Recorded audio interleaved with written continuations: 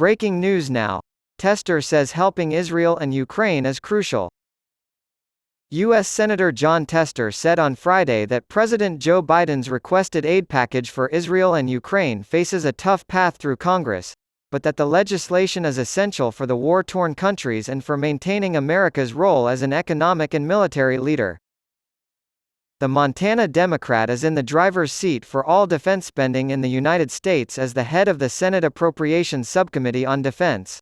For various reasons, I consider both to be crucial.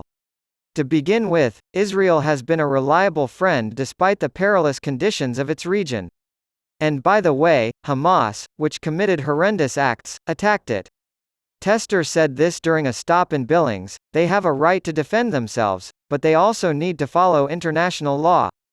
Putin invaded Ukraine without provocation in an attempt to overthrow the government and unite the Soviet Union. True, he did say that.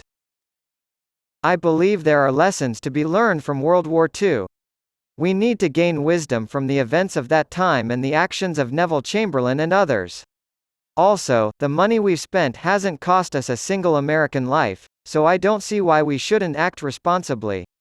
And I'm all for a democratic government. I have faith that Putin will fulfill his promise to reunite the Soviet Union. In the early stages of World War II, Chamberlain served as Prime Minister of Britain. In exchange for Hitler's promise that Germany would go no further, he made history by formally accepting Germany's forceful takeover of 2,500 square miles of Czechoslovakia. The Republican Party's support in Congress is dwindling for Ukraine as the third anniversary of the Russian invasion approaches. On September 30, the House narrowly approved a continuing resolution to keep the government funded after Ukraine aid was removed from the measure at the last minute. Republican Congressman for Montana's Western District, Ryan Zinke, has said he wants to see Ukraine's plan before he can back more aid. Representative Matt Rosendale, R. Michigan's Eastern District, has been consistently opposed to U.S. aid for Ukraine, comparing the Russian invasion of Ukraine to the influx of migrants at the U.S.-Mexico border. Rosendale proposed in September that all aid to Ukraine be withheld until a wall is built along the entire 2,000-mile boundary, of which only 450 miles currently exist.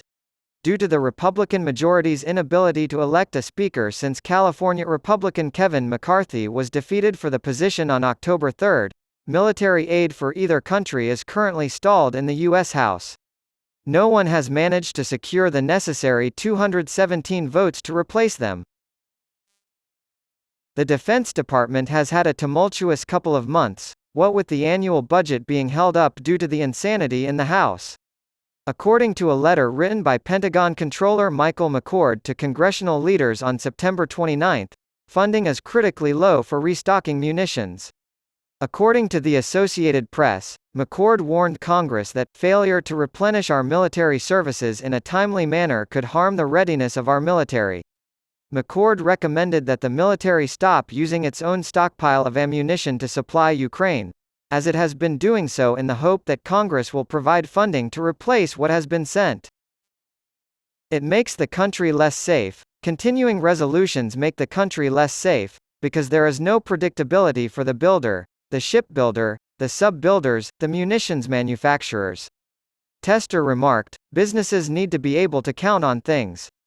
And so, we have a defense bill that we hope to bring to the floor and pass soon, one that adequately addresses the needs of the country.